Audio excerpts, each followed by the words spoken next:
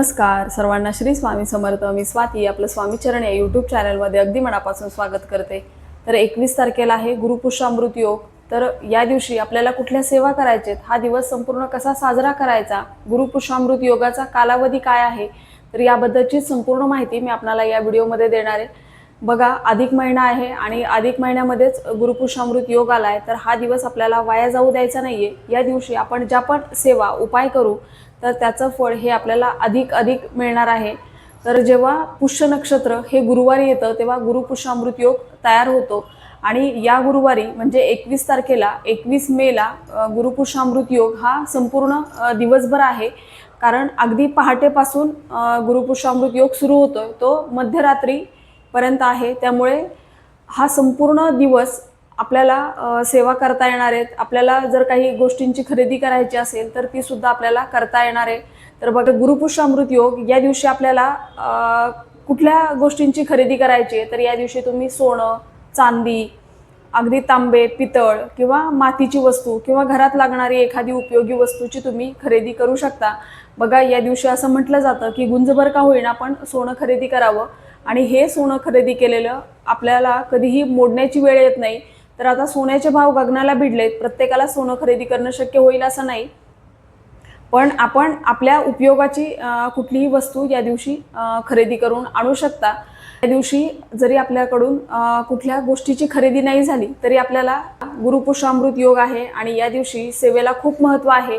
आपल्याकडून जरी काही गोष्टींची खरेदी आपल्याला नसेल करायची किंवा शक्य नसेल तरी आपल्याला या दिवशी सेवा चुकवायची नाहीये. तर या दिवशी आपल्याला कुठल्या नवीन सेवांना सुरुवात करायची आहे आणि या दिवशी आपल्याला प्रामुख्याने कुठल्या सेवा करायच्यात तर ही संपूर्ण माहिती मी आपल्याला सांगणार आहे. आणि जरी तुम्ही गावाला जाणार असाल तरी या दिवशी आपण गावी असाल किंवा आपल्या स्वतःच्या घरी असाल तरीही काही सेवा या प्रामुख्याने करा. तर या दिवशी आपल्याला सकाळी लवकर उठायचं आहे, आंघोळ वगैरे करायची. आंघोळीच्या पाण्यामध्ये थोडंसं हळद, गंगाजल, गोमूत्र आणि खडेमीठ टाकून आपल्याला आंघोळ करायची. आंघोळ झाली की आपला मुख्य दरवाजा आपल्याला स्वच्छ करायचा आहे. आता या दिवशी गुरुवार आहे तर आपल्याला आपल्या घराची फरशी ही आदल्या दिवशीच पुसायची आहे. गुरुवारच्या दिवशी आपण घराची स्वच्छता करू नये, तर आदल्या दिवशी आपण स्वच्छता करून घ्यायची.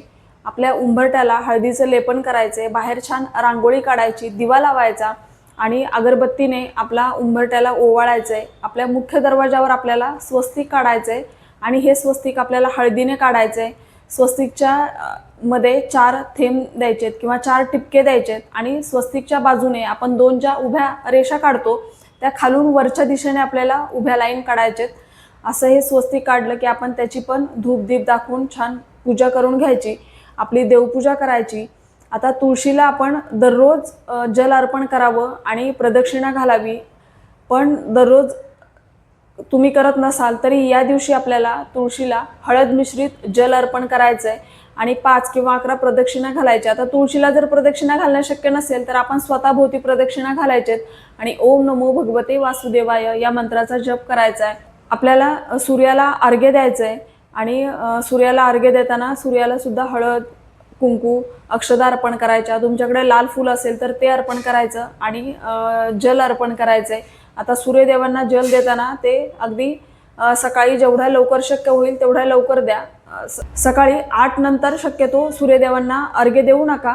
जेवढ्या लवकर शक्य होईल तेवढ्या लवकर द्यायचा प्रयत्न करा. आणि सूर्यदेवांना अर्घ्य दिलेलं पाणी हे आपण तुळस सोडून कुठल्याही झाडाला आपल्याला अर्पण करायचं आहे. आता हा संपूर्ण दिवस गुरुपुष्यामृत योग आहे, त्याच्यामुळे संपूर्ण दिवसभरामध्ये ज्या ज्या वेळेला आपल्याला शक्य होईल त्या वेळेला तुम्ही सेवा करू शकता.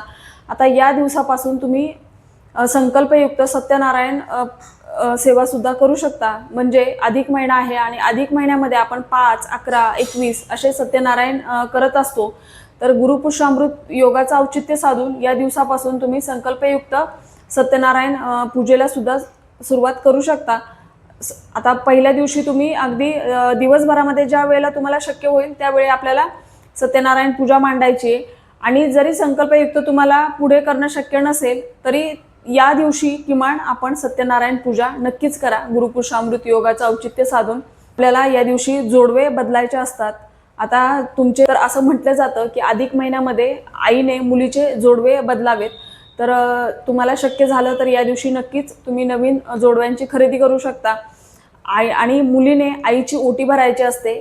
म्हटलं जातं की इतर वेळेला मुलगी आईची ओटी भरत नाही, पण अधिक महिन्यामध्ये मुलीने आईची ओटी भरावी. मग आपण आपल्या यथाशक्ती साडी, नारळ, ब्लाऊज पीस असं ओटी आपण आपल्या आईची भरू शकतो. तर या दिवशी तुम्ही नक्कीच तुमच्या आईची पण ओटी भरू शकता. तुमच्या जवळपास जर एखादं देवीचं मंदिर असेल किंवा कुलदेवीचं मंदिर असेल तर तिथे जाऊन आपण कुलदेवीचा सुद्धा मान सन्मान करावा, कुलदेवीची सुद्धा ओटी भरावी. आणि या दिवशी सेवेला खूप महत्त्व आहे. पण यातील अत्यंत महत्त्वाची सेवा, तर या दिवशी सेवेला खूप महत्त्व आहे. या सर्व गोष्टींबरोबर आपल्याला या दिवशी सेवा सुद्धा करायची. आता सेवा तुम्हाला दिवसभरात ज्या वेळेला शक्य होईल त्या वेळेला करा. तर सेवा काय करायची, आपल्याला 16 वेळा व्यंकटेश स्तोत्र म्हणायचे, 16 वेळा आपल्याला श्री सूक्त म्हणायचे, 16 वेळा पुरुष सूक्त म्हणायचे, 24 वेळा आपल्याला नवार्णव मंत्र म्हणायचा आहे, 24 वेळेला विष्णू गायत्री मंत्र, 24 वेळेला लक्ष्मी गायत्री मंत्र आणि 24 वेळा कुबेर मंत्र, 1 वेळा श्री स्वामी समर्थ मंत्र. हे या सेवा आपल्याला करायचे. या सर्व सेवा मी आपल्या व्हिडिओच्या डिस्क्रिप्शनमध्ये देईल. तर सेवेला खूप महत्त्व आहे. कुठल्याही गोष्टीची खरेदी करणं शक्य नाही झालं तरी सेवा नक्कीच करा. आता श्री सूक्त म्हणताना तुम्ही श्रीयंत्रावर किंवा तुमच्याकडे देवीची मूर्ती असेल किंवा आपल्या कुलदेवीचा टाक असेल तर त्याच्यावर तुम्ही कुंकुमार्चन करत करत श्री सूक्त म्हणू शकता. शेवटच्या वेळेला आपल्याला फलश्रुती म्हणायची आहे. म्हणजे तुमचं जेव्हा 16 वेळा पठण होईल तेव्हा 16व्या वेळेला आपल्याला फलश्रुती म्हणायची.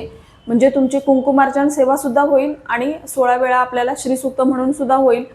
आता हे कुंकू आपल्याला देवांना लावण्यासाठी वापरायचं नाही आहे, तर हे आपण घरातल्या सर्व व्यक्तींनी आपल्या कपाळावर दररोज थोडं थोडं लावावं. तर असं अर्चन केलेलं कुंकू आपण एका सेपरेट डबीमध्ये काढून घ्यायचं आणि मग ते तुम्ही दररोज आपल्या कपाळी लावू शकता. तर या झाल्या सेवा, या आपल्याला आवर्जून करायचे आहेत. बघा, वेळात वेळ काढून या दिवशी या सेवा करा. कारण हा संपूर्ण दिवस ही तिथी आहे. म्हणजे गुरुपुष्य अमृत योग हा अगदी पहाटेपासून मध्यरात्रीपर्यंत आहे. त्यामुळे संपूर्ण दिवस तुम्हाला सेवेसाठी मिळतोय. तुम्हाला खरेदी करायची असेल तरी तुम्ही संपूर्ण दिवसभरात कधीही करू शकता. माता लक्ष्मी आणि विष्णू यांच्या एकत्रित सेवेचा हा अत्यंत महत्त्वाचा आणि प्रभावी दिवस आहे. तर हा दिवस वाया जाऊ देऊ नका. आता या दिवशी आपल्याला वस्तूंची खरेदी करायची आहे, या सेवाही करायच्या आहेत आणि अगदी सेवेसाठी फार वेळ लागणार नाही. आणि या दिवशी आवर्जून संध्याकाळी दिवे लागणीच्या वेळेला विष्णू सहस्त्रनामाचं पठण करा. आता त्या दिवशी आणि दिवे लागणीच्या वेळेला जर शक्य नाही झालं तर दिवसभरामध्ये ज्या वेळेला तुम्हाला शक्य होईल त्या वेळेला तुम्ही पठण करा. आणि जर पठण करणं शक्य नाहीच झालं तर श्रवण करा. अगदी सकाळी उठल्या उठल्या तुम्ही यूट्यूबला विष्णू सहस्त्रनाम लावून देऊ शकता आणि ते ऐकू शकता. तर अशा पद्धतीने हा दिवस आपल्याला सेवा करण्यामध्येच घालवायचा आहे. संपूर्ण दिवसभर आपल्याला जेवढ्या जास्तीत जास्त सेवा करता येतील तेवढ्या करण्याचा प्रयत्न करायचा आहे. तुम्ही या दिवशी संपूर्ण स्वामीचरित्र सारामृताचा एक पाठसुद्धा करू शकता किंवा आपल्या कुलदेवीची अत्यंत प्रभावी सेवा ते म्हणजे दुर्गा सप्तशती या ग्रंथाचं सुद्धा आपण एक पाठ करू शकता. त्यामुळे या दिवसभरामध्ये वेळेचं आधीच नियोजन करून तुम्हाला संपूर्ण दिवस हा सेवेमध्ये घालवायचा आहे. कारण सेवा केल्याशिवाय मेवा मिळणार नाही आणि आपल्याकडून जेवढ्या जास्तीत जास्त सेवा होतील तेवढा करण्याचा प्रयत्न करा. तर झालेली सेवा मी स्वामींच्या चरणी रुजू करते आणि आजचा व्हिडिओ इथेच थांबवते. व्हिडिओ आवडला असेल तर व्हिडिओला लाईक करा, शेअर करा, सबस्क्राईब करा. भेटूया अशाच एका नवीन व्हिडिओसोबत. तोपर्यंत सर्वांना श्री स्वामी समर्थ.